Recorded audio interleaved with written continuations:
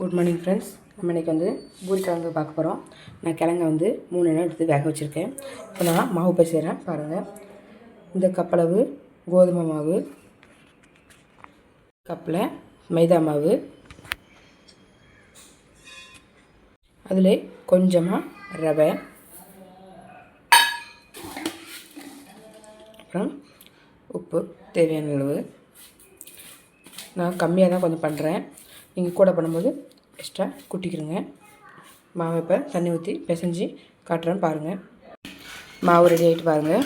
நல்லா சாஃப்டாக அப்படி பிசைஞ்சு வச்சுக்கிட்டாச்சு. இது வந்து ஒரு அரை மணி நேரம் வரைக்கும் அப்படி ஊறட்டும். நம்ம அதுக்குள்ளே குருமாவுக்கு ரெடியானது என்னென்னு பார்க்கலாம்.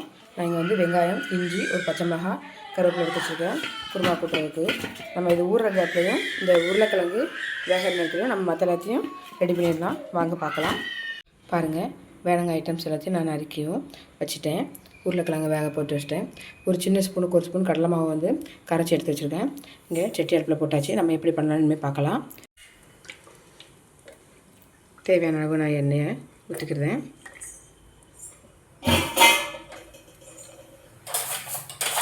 எண்ணெய் காயவும் கடுகு உளுந்தம் பருப்பு நல்லா பொரியுது. அதை வந்து நான் ஃபஸ்ட்டு இஞ்சி போட்டுக்கிறேன்.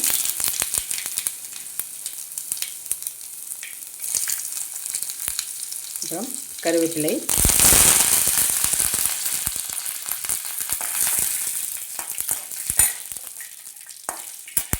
அப்புறம் நறுக்கி வச்ச வெங்காயம், அதுக்கப்புறம் பச்சை மிளகாய் எல்லாத்தையும் கூட போட்டு வதக்க வேண்டியதான். பாருங்கள், இது வந்து நம்ம ரொம்பலாம் வதக்க வேண்டாம். லைட்டாக அப்படி பொண்ணுதமாக மாறுற வரைக்கும் வதக்கினா போதும். ஒரு சில இது வதங்கிட்டு இருக்கட்டும். இந்த இதிலே லைட்டாக நான் உப்பு போட்டுக்குவேன்.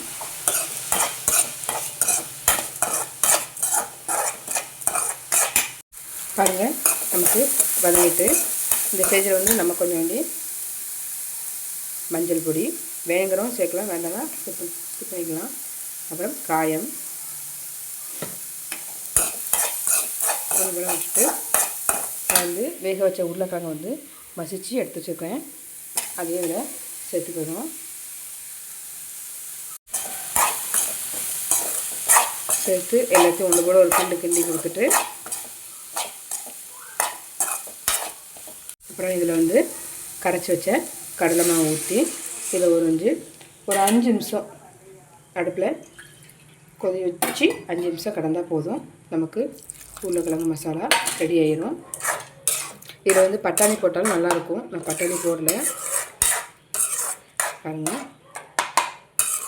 ஒரு 5 நிமிஷம் கிடக்கட்டும். மாவு ரெடி ஆகிட்டு பாருங்கள். நான் வந்து அதை இந்த மாதிரி குட்டி சேஃபாக அடுத்து ஃபுல்லாக தேய்ச்சி வச்சுருக்க போகிறேன். நான் மொத்தமாக ஒரு 10-15 பூரியை தேய்ச்சி வச்சுட்டு நம்ம போடலாம். தேய்ச்சி வச்சுட்டு உங்களுக்கு காமிக்கிறேன் பாருங்கள். பூரியும் அது 5 நிமிஷம் கொதிக்கக்குள்ளேயும் நம்ம பூரிக்கு வந்து தேய்ச்சி வச்சிட்டேன். இப்போ அதை போட்டு எடுப்போம், வாங்க பார்க்கலாம்.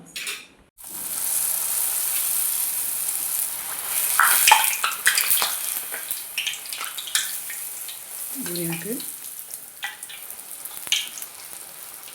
ரெடி ஆயிடுச்சு.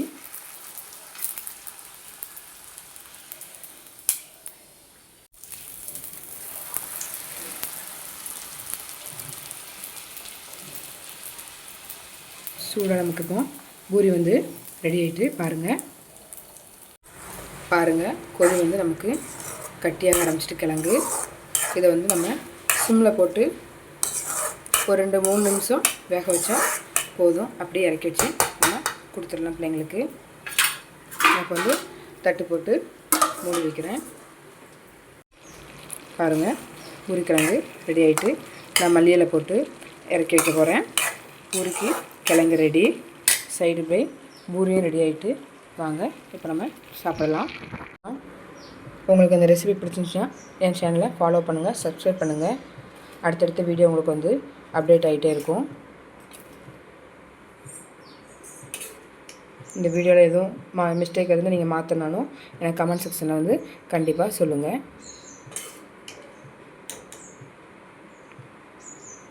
தேங்க்யூ.